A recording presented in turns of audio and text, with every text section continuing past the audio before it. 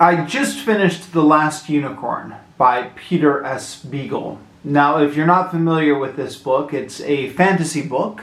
It's a bit of a classic because it was originally published in 1968, but still being read today, although it's probably best remembered today for the 1982 animated film adaptation, which a lot of people on the internet have great nostalgia for. And if you look up any reviews of this book, you can see a lot of people have a lot of nostalgia and fond memories of this book as well. And if any of those people happen to watch this video, I hope you'll forgive me, because this was my first time reading this. I'm approaching this as a newbie, and I didn't love it. I thought it was okay. I'll get into my criticisms in a bit, but you'll have to forgive me. I guess it's just differing tastes. So let me back up maybe and start at the beginning. I first found out about this book when I was watching YouTube reviews of the movie. So the 1982 movie, I grew up in the 80s and 90s, but I somehow missed the 1982 movie. I was very young in 1982. I wasn't yet aware of what movies were playing in theaters. And I guess the movie was available on home video after that, but I never remember seeing it in stores. If it was being shown on TV, I must have missed it. If you're old enough to remember the days before the internet, you know how it goes. Sometimes you just miss stuff. If you didn't happen to catch it on TV that night, or if you didn't have a friend who told you about something, it was a lot easier. It was a lot harder to track down stuff in the days before the internet. So I never even realized that there was a movie about this until YouTube came along and people started posting reviews of it. I remember seeing the review by Lindsay Ellis. I don't think it's still up on YouTube. I think she deleted it, but she did a review of it. Mars Girl had a review of it. These are people who used to be on the reviewing site Channel Awesome. People who are more or less of my generation. Maybe 5 years younger than me, but not that much younger than me. So I discovered through their videos that they had nostalgia for this movie. Even though they did give it some mixed reviews, they were trying to puzzle through what in the world this movie was. Now, I actually, to this day, I have not seen the movie. But I was intrigued because looking at their reviews, I immediately recognized the distinctive animation style of 1980s Rankin Bass, which was the film company who produced the movie. Although I somehow missed The Last Unicorn, I grew up very fondly remembering some of their other animated fantasy movies. Their animated version of The Hobbit was something I had on VHS as a kid and watched over and over and over again. Their animated version of The Lord of the Rings wasn't quite as good as their animated version of The Hobbit, but I still watched it several times. And their animated Flight of the Dragon, which was a very loose adaptation of a novel called The Dragon and the George. But those three animated Rankin Bass films, each with their distinctive animation style, that, to me, as a kid, that's what defined the fantasy genre for me. Probably like a lot of kids, I didn't read as many books as I should have. My impression of the fantasy genre was more from cartoons than was from books. Looking back, I wish I would have read more books as a kid, but it was the cartoons that made an impression on me.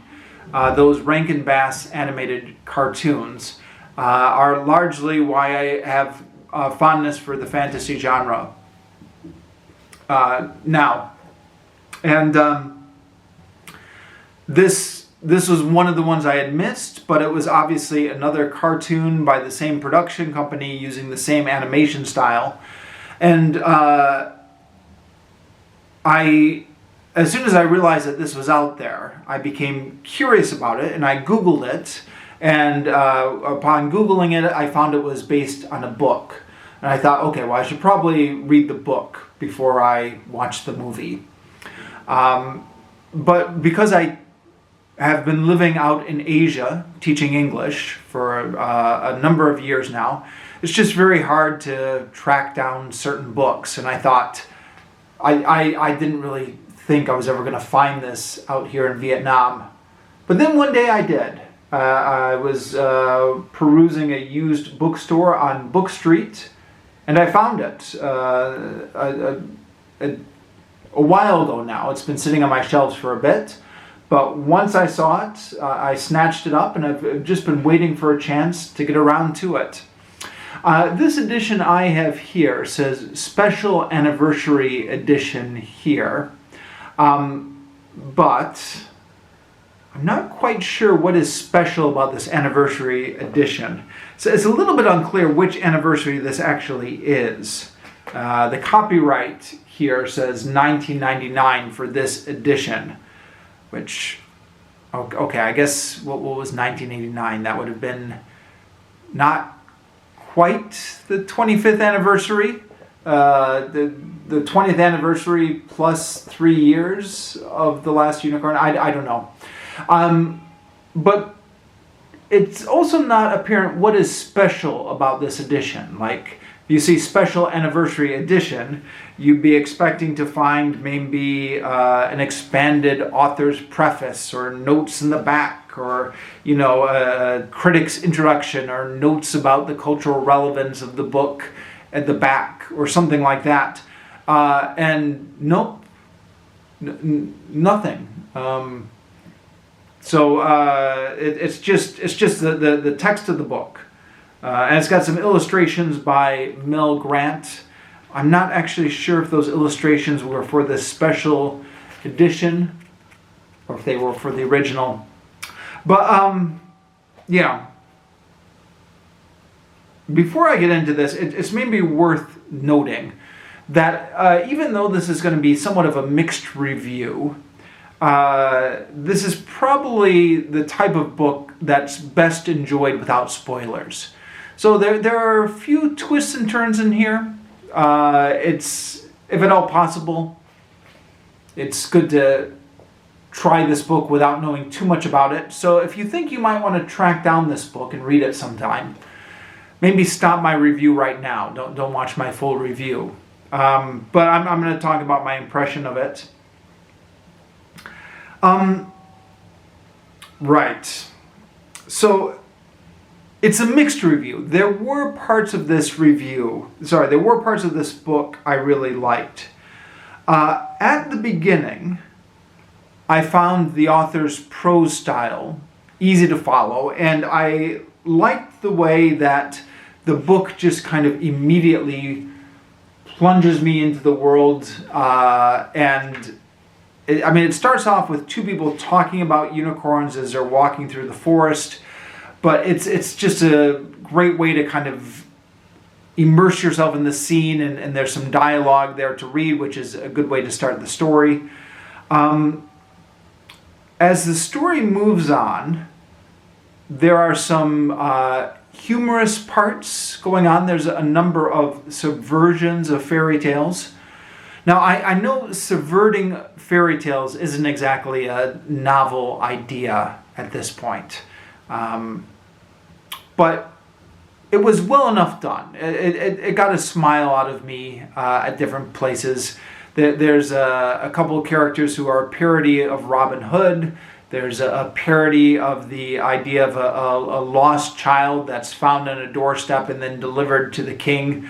And some of the characters in the story even comment about how they immediately recognize that this was a trope, or the characters kind of know that they're in fairy tales and comment on them.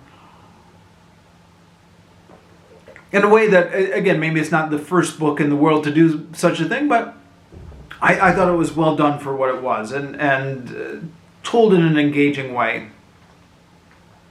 There's also a lot of humor in this book, in parts of this book, which I thought was well done. There's a wizard who's a complete failure of a wizard.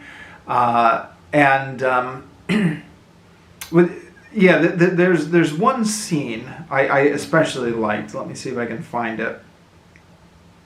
So the wizard is...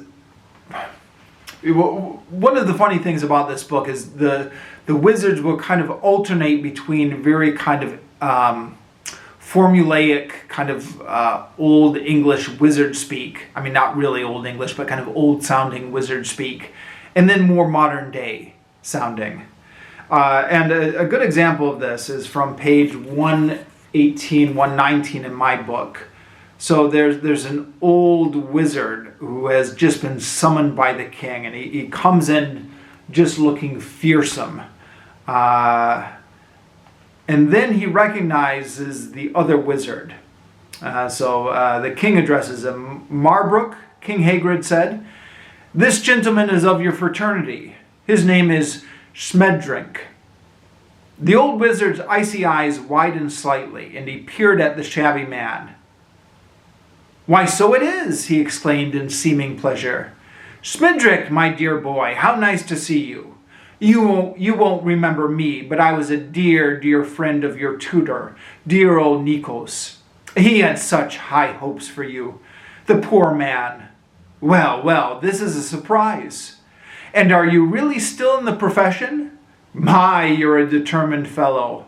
I always say perseverance is 9/10 of any art. Not that it's much help to be 9/10 of an artist, of course. But what can it be that brings you here?" Going from that kind of fearsome, imposing wizard to just kind of the chatting, just the chatting, casual wizard. But at the same time, the way he kind of is casually cutting down the other wizard, while pretending to be delighted to see him. He's still getting his barbs in. That type of dialogue, there's a few scenes like that in this book. I thought that was cleverly done and enjoyed it. But now I come maybe to my complaints, and maybe they're not so much complaints as they are just, this book wasn't for me so much. It's written in a poetical style. It's a style that the author slips in and out of a bit. There are some parts that are very straightforward, more straightforward, and there are some parts that are more poetical, but there are definitely more poetical sections. After reading this book, I looked up a few reviews on Amazon and Goodreads, and seems to be something that everyone agrees on, both the fans of this book and the people who didn't care for it as much. People who didn't care for it as much are much smaller in number. On Goodreads, it's only 1%. But because there are so many people who reviewed this book on Goodreads, that 1% still ends up being like, even though it's only 1%, it's still a great number of people who gave it 1 star. Just as the overall percentage is small. But anyways, everyone seems to agree that the book is very poetic. Some people liked it, some people didn't like it. Author uses a lot of metaphors and similes. One person on Goodreads who actually gave it a very positive review said, admittedly, the author never met a metaphor he didn't like. You do get the sense he's cramming in a lot of the metaphors here. Maybe this is just my limitations as a reader, but I've never been overly fond of overly ornate prose. I like very simple prose. But aside from the prose style, the other problem is the story. So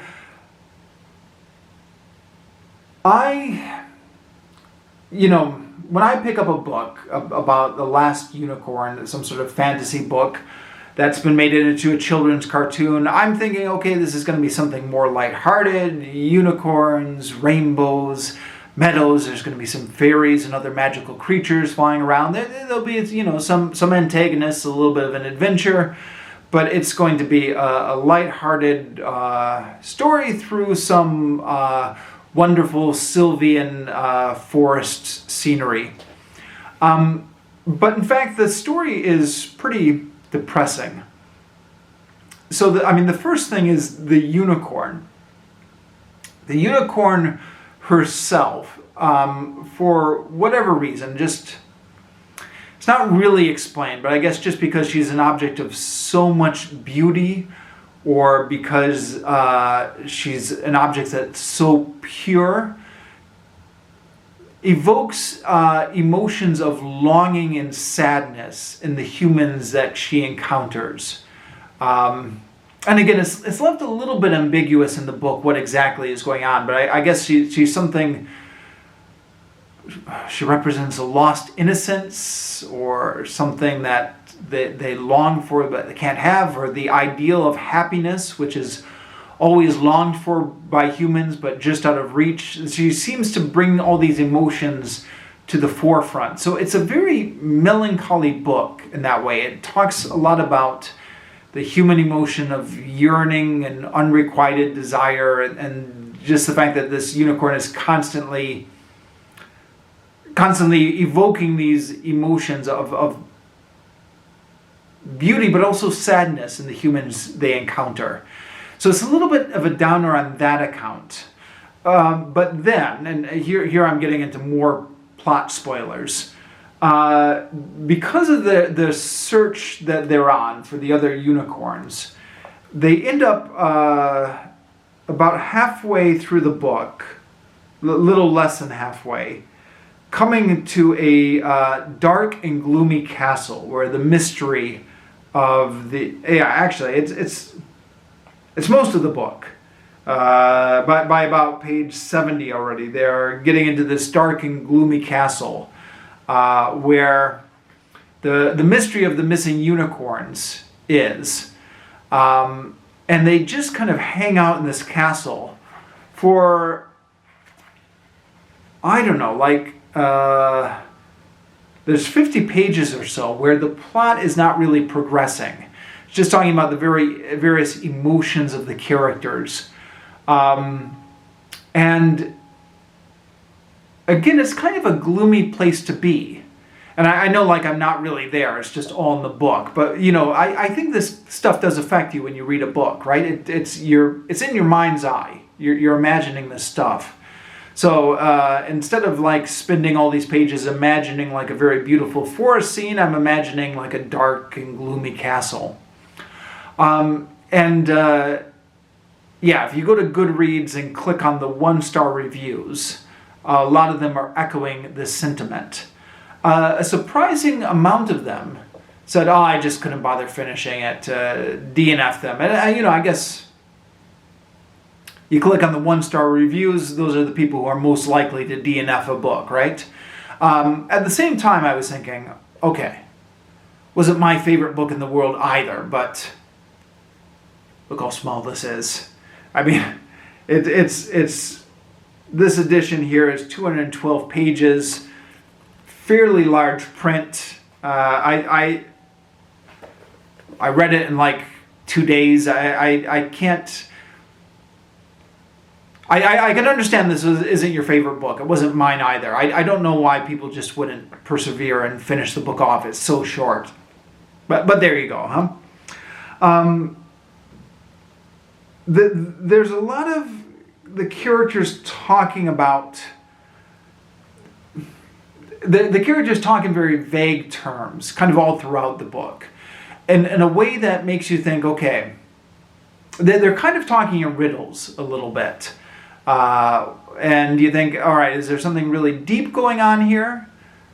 Or is this just the author just kind of being vague and mysterious just for the sake of being vague and mysterious? I don't know. Maybe there is something deep going on here, and maybe I didn't give it a chance. But it's that kind of a book, is what I'm saying. Either way, whether you love it or you hate it. Like I said, I still found it readable, and it's so short that really I think there's little excuse not to finish it, although I guess, if it's not for you, it's not for you. I'm glad I read it. I've got mixed feelings on it, as you can tell. But, There you go. The Last Unicorn, one of the fantasy classics from 1968. So, now that I'm done with the book, I guess I should finally get around to watching the movie. And it does look like somebody has uploaded a copy of the movie onto YouTube. So maybe I'll watch that next, assuming it hasn't gotten deleted in the last couple days since I last checked. If I do end up watching the movie, then I'll come back and I'll talk about the movie next.